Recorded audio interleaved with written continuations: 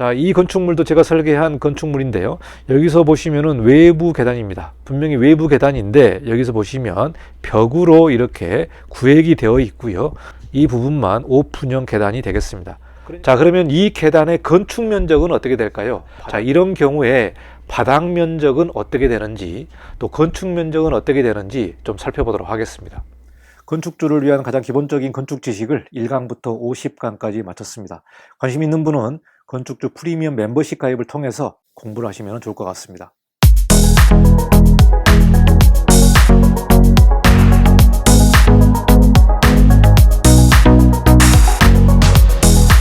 네, 안녕하십니까. 이건영 건축사입니다. 2022년 들어서 국토부에서 발표한 건축물의 면적, 높이 등에 관련된 세부 산정 기준을 공부를 하고 있습니다.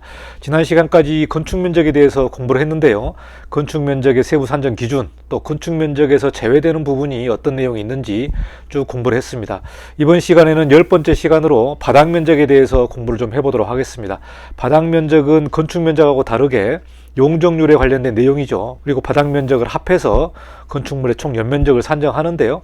오늘은 그 첫 번째 시간으로 옥외 계단에 관련된 내용을 좀 공부를 해보도록 하겠습니다. 지금 보고 계시는 사진처럼 건물 외부에 나와 있는 이런 옥외 계단의 바닥 면적은 어떻게 산정되는지 그 내용들을 공부해 보도록 하겠습니다. 자, 이 내용은 국토부 고시에 관련된 내용인데요. 건축물의 면적, 높이 등 세부 산정 기준, 바닥 면적 산정 기준입니다. 국토부 고시 파일을 여러분이 다운받아서 16페이지부터 시작하는 바닥 면적에 대해서 공부를 같이 해보도록 하겠습니다. 자, 바닥 면적에 관련된 내용인데요. 건축물의 바닥 면적은 건축물의 각 층 또는 그 일부로서 벽과 기둥, 그 밖에 이와 비슷한 구역의 중심선으로 둘러싸인 부분에 수평 투영 면적으로 산정한다. 우리가 건축 면적 시간에 배웠습니다마는 벽이나 기둥이 있는 경우에 벽의 중심선으로 둘러싸인 부분의 면적을 우리가 건축 면적으로 했고요. 바닥 면적도 이와 관련된 내용이 되겠습니다. 그래서 예를 들어서 벽이 이렇게 있을 때 벽의 중심선으로 둘러싸인 부분의 면적을 우리가 바닥 면적으로 산정을 하겠습니다.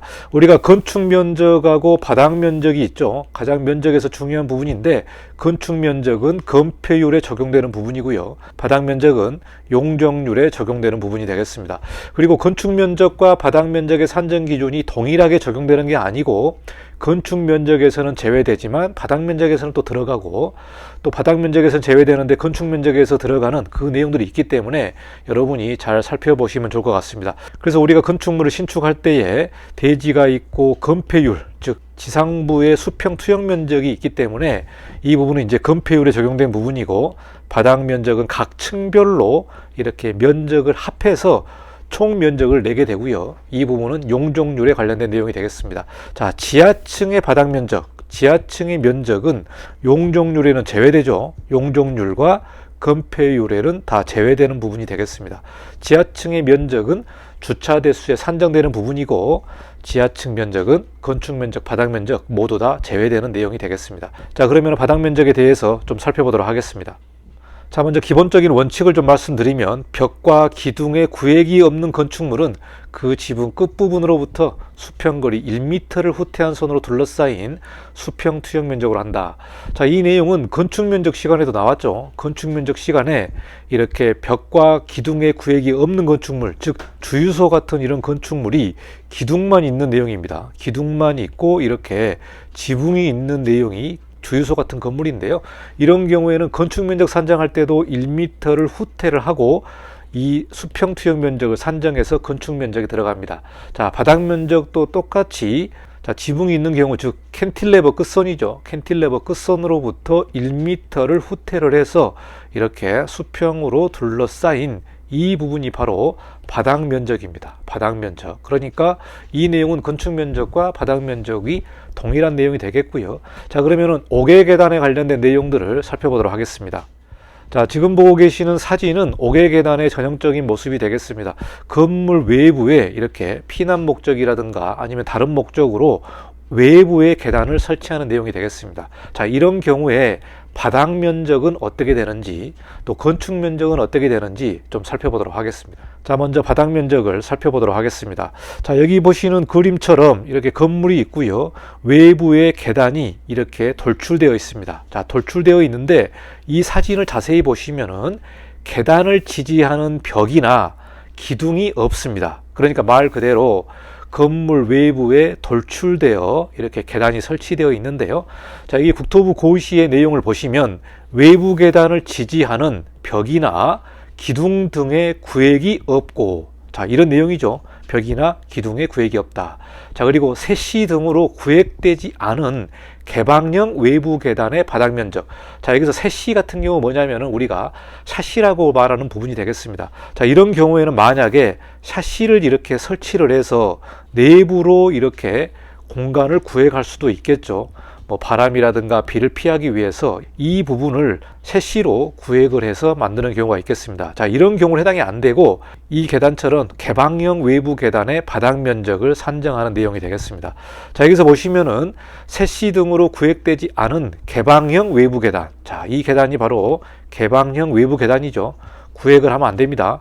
개방형 외부 계단의 바닥 면적은 그 끝부분으로부터 수평거리 1m를 후퇴한 선으로 둘러싸인 수평 투영 면적으로 하되, 이렇게 나와 있습니다.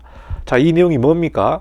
수평거리 1m를 후퇴한 선, 그러니까 외부에 돌출되어 있는 이 계단의 끝부분으로부터 1m까지는 바닥 면적에서 산정을 안 하겠다는 내용이죠. 1m를 후퇴하고 남은 부분을 우리가 바닥 면적으로 산정한다는 그 내용이 되겠습니다. 자, 여기서 단서 조항이 외부 계단을 지지하는 벽이나 기둥의 구획이 없어야 되고 셰시로 이렇게 구획되는 내부형 그런 외부 계단이 되면 안 되겠다. 그래서 순수한 개방형 외부 계단의 바닥 면적이 되겠습니다. 자, 그러면 이 계단의 건축 면적은 어떻게 될까요? 자, 바닥 면적은 외부의 끝선으로부터 1m를 후퇴를 하고 남은 부분을 바닥 면적에 산정한다고 나와 있는데, 자, 건축 면적 시간에 우리가 배웠습니다. 자, 건축 면적 시간에 1m 이하의 부분은 건축 면적에 산입하지 않는다, 이렇게 나와 있죠. 자, 그러니까 지표면으로부터 1m 이하까지는 건축 면적에서 제외합니다. 자, 이 부분이 단면도고 여기 계단까지가 딱 1m가 되겠습니다. 1m가 되겠는데 이 부분은 말 그대로 건축 면적에서 제외를 해주겠다. 자, 그리고 바닥 면적은 아까 말씀드린 대로 1m를 후퇴한 부분이니까 또 별도로 적용을 해야 되겠죠. 자, 그렇기 때문에 건축 면적에서는 여기까지, 그러니까 대략 한 5계단 정도까지는 1m로 본다면은 이 부분은 건축 면적에서 제외를 시키고 나머지 부분은 건축 면적에 산입을 해야 되겠습니다. 여기에 건축 면적 산정 시 제외로 나와 있고 나머지 부분들은 건축 면적에 산정을 해야 되는 내용이 바로 계단의 건축 면적이 되겠습니다. 자, 그러면 외부 계단을 지지하는 벽, 기둥 등의 구획이 없는 경우에 바닥 면적 산정하는 다이어그램을 좀 소개해 보도록 하겠습니다. 자, 여기 다이어그램을 보시면은 외부 계단이 나와 있는데요. 외부 계단이 대략 한 1.5m 정도로 예상이 됩니다. 자, 이렇게 외벽의 중심선에서 튀어나와 있을 때 마감 끝선이죠. 마감 끝선으로부터 1m까지. 자, 여기서 마감 끝선이기 때문에 계단의 마감부 끝선으로부터 1m를 후퇴한 부분, 이 부분은 바닥 면적에서 제외되는 부분입니다. 바닥 면적에서 제외된다. 그래서 그 나머지 부분을 가지고 바닥 면적을 산정하기 때문에 여기서 보시면은 외벽의 중심선이 있고 그 나머지 부분은 바닥 면적에 산입을 해야 되겠다. 이 부분이 바닥 면적이 되겠습니다. 그러니까 돌출된 계단의 끝선으로부터 1m를 후퇴하는 부분은 바닥 면적에서 제외되는 내용이 되겠습니다. 자, 여기 우측의 다이어그램을 보시면은 외부 계단이 상당히 좀 돌출되어 있습니다. 자, 이 계단은 벽이나 기둥이 없기 때문에 캔틸러버 구조로 외부에 돌출되어 있는 부분이 되겠죠. 자, 여기서도 마찬가지로 마감 끝선에서 1m까지는 바닥 면적에서 제외를 하겠다. 그리고 나머지 부분은 우리가 바닥 면적에 산입을 해야 된다. 그런 내용이 되겠습니다. 그러니까 이제 캔틸레버 구조로 돌출되어 있는 부분에 외부 계단의 바닥 면적의 내용이 되겠습니다. 자, 이 건축물 같은 경우는 제가 설계한 건축물인데요. 자, 여기서 보시면은 외부 계단이 나옵니다. 외부 계단이 나오는데 이 외부 계단의 하부가 실내로 사용하고 있습니다. 실내로 사용하고 있고요. 여기서 보시면은 이렇게 벽이 있고 그 구조물을 지지하는 내용들이 있겠죠. 이런 경우에는 외부 계단을 지지하는 벽, 기둥의 구획이 있는 경우에 외부 계단의 바닥 면적은 그 벽과 기둥 등의 중심선으로 둘러싸인 부분의 수평 투영 면적으로 산정을 한다. 그러니까 이 건축물 같은 경우는 여기에 외벽이 있기 때문에 외벽으로 둘러싸인 부분의 수평 투영 면적을 산정을 하고요. 이 계단부 하부도 내부에서 사용을 하고 있기 때문에 이 부분은 계단 면적을 100% 바닥 면적으로 산입해야 되는 그런 내용이 되겠습니다. 그러니까 돌출되어 있느냐, 벽에 지지되어 있느냐, 이 내용으로 우리가 바닥 면적을 꼼꼼히 살펴봐야 될 것 같습니다. 자, 이 건축물도 제가 설계한 건축물인데요. 여기서 보시면은 외부 계단입니다. 분명히 외부 계단인데 여기서 보시면 벽으로 이렇게 구획이 되어 있고요.